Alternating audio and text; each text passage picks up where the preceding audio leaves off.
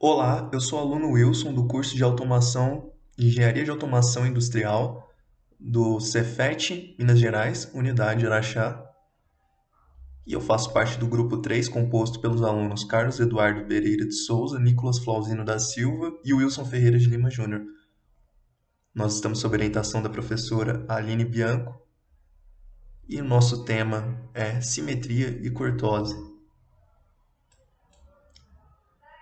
A simetria e cortose representam o estudo da forma da curva de distribuição. Esse é um modelo de distribuição normal, simétrico em relação à média, ou seja, tanto o lado direito quanto o lado esquerdo da média apresentam a mesma forma, como se estivessem espelhadas. Para estudar a assimetria, antes nós precisaremos relembrar alguns conceitos de medidas de posição de estatística. O primeiro conceito que iremos relembrar é o conceito de média aritmética. Aqui temos a fórmula da média aritmética.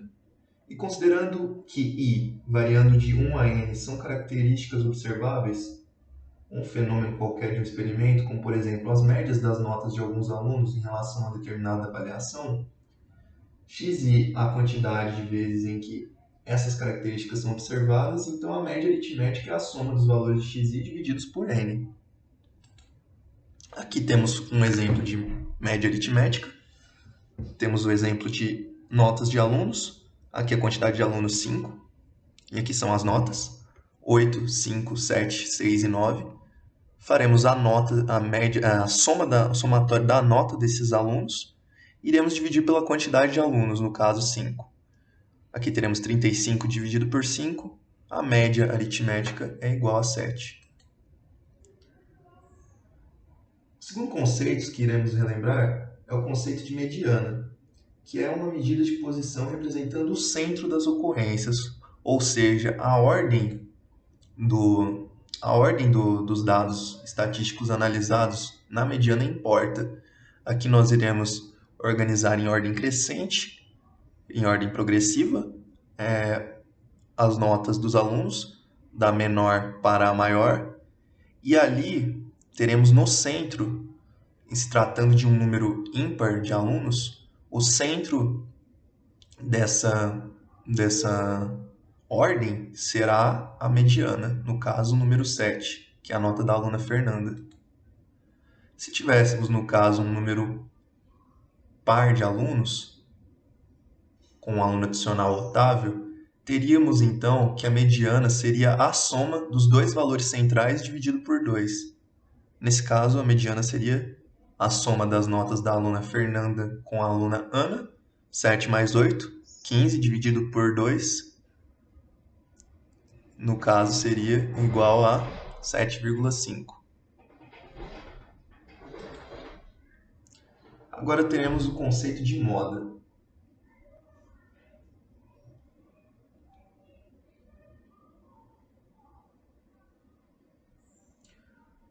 Representa o valor que mais ocorre em um conjunto de observações, ou seja, o maior valor de xi observado.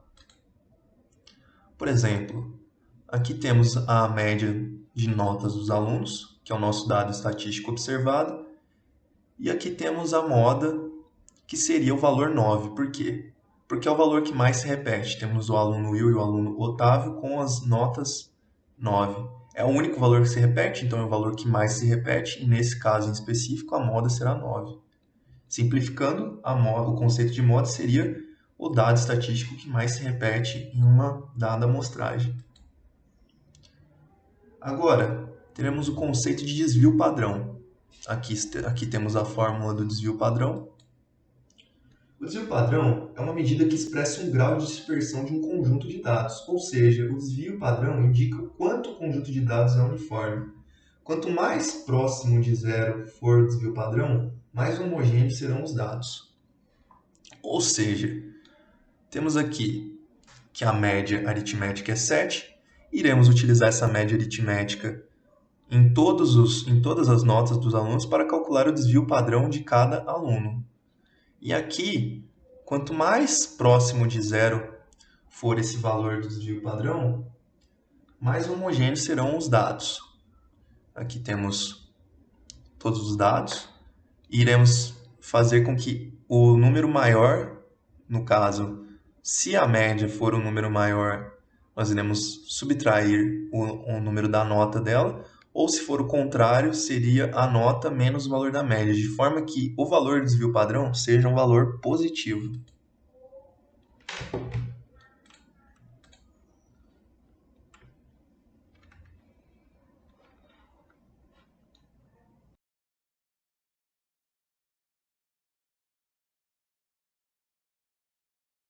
Boa noite, meu nome é Nicolas e vou falar um pouquinho de assimetria. Quando existir uma distribuição, ela poderá ser classificada de três maneiras, sendo ela simétrica, que vai ser essa onda aqui espelhada de ambos os lados, que vai ser igual à média, que vai ser tudo igual à média, a moda e a mediana. Assimétrica à direita ou positiva, que vai ser essa onda mais elevada à esquerda aqui, com uma depressão logo à direita, logo à frente, né? Que vai ser a moda maior que a média, maior que a mediana, maior que a média. E vamos ter também a simétrica esquerda ou negativa, que está bugado aqui por causa da imagem, que é essa onda mais elevada à direita com uma depressão à esquerda, que vai ser a média menor que a mediana, menor que a moda.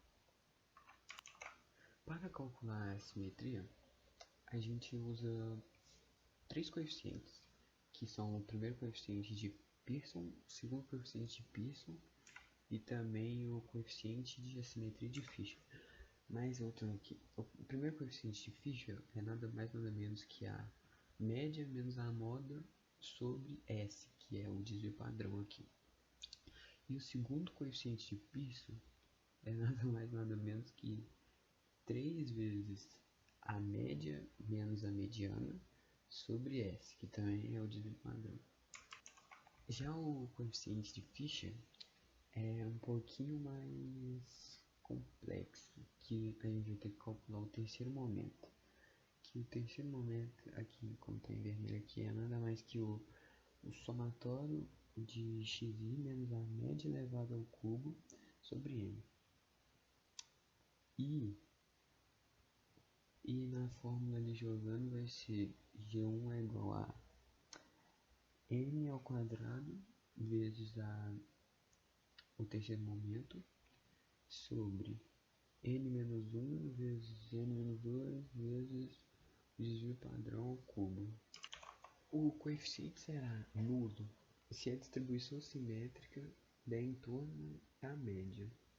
Será positivo se a distribuição for simétrica direita, e vai dar negativo se a distribuição for assimétrica esquerda.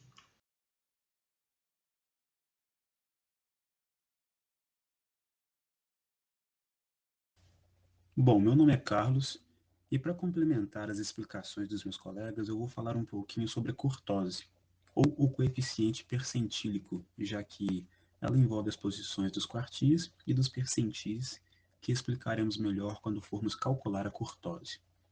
A curtose é o grau de alongamento ou achatamento de uma distribuição qualquer em relação à distribuição padrão, que chamamos de curva normal. O Nicolas nos mostrou as três formas de curva possíveis estudadas na simetria, ou assimetria. São elas assimétrica à direita, ou positiva, simétrica e assimétrica à esquerda, ou negativa.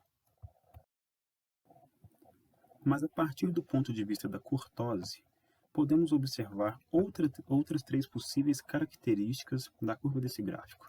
Elas podem ser mesocúrtica, que é quando a curva não é nem muito alongada e nem muito achatada. Essa seria a curva normal, que significa que o coeficiente de curtose é igual a 0,263.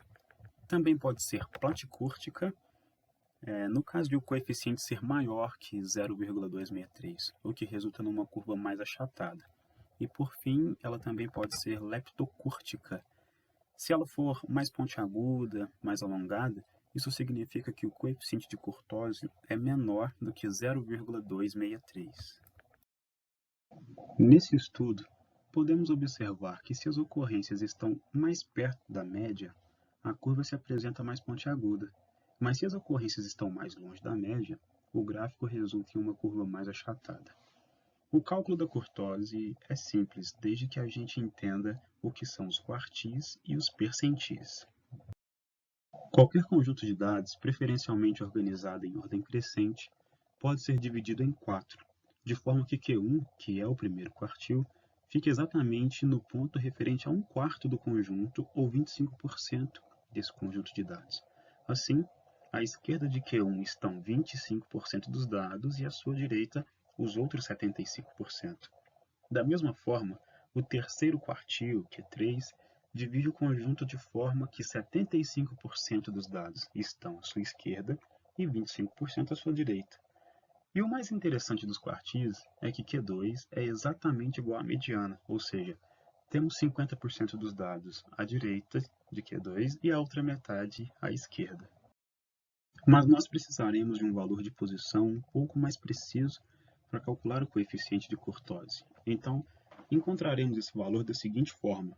Multiplicamos I, que seria o número que identifica o quartil, pela soma do número de dados mais 1, e dividiremos esse valor por 4, que é o total de quartis. O cálculo dos percentis é muito similar ao de quartis, no entanto, ele divide o conjunto ordenado em porcentagem, ou seja, em 100 partes e não em 4. Por exemplo, o percentil de ordem 10 indica que 10% dos dados são inferiores a ele, ou então o percentil de ordem 90 indica que os dados à sua direita correspondem a 10%. E nós calculamos a posição do percentil da seguinte forma: n menos 1, o número de características observáveis menos 1, multiplicado por p, que é a ordem, dividido por 100, e acrescentamos 1 a esse resultado. Sabendo de tudo isso, temos que a kurtose é igual à diferença entre Q3 e Q1, dividido por 2 vezes a diferença entre o percentil 90 e o percentil de ordem 10. Então, para esclarecer, vamos mostrar um exemplo de como calcular os quartis, os percentis e o coeficiente de kurtose.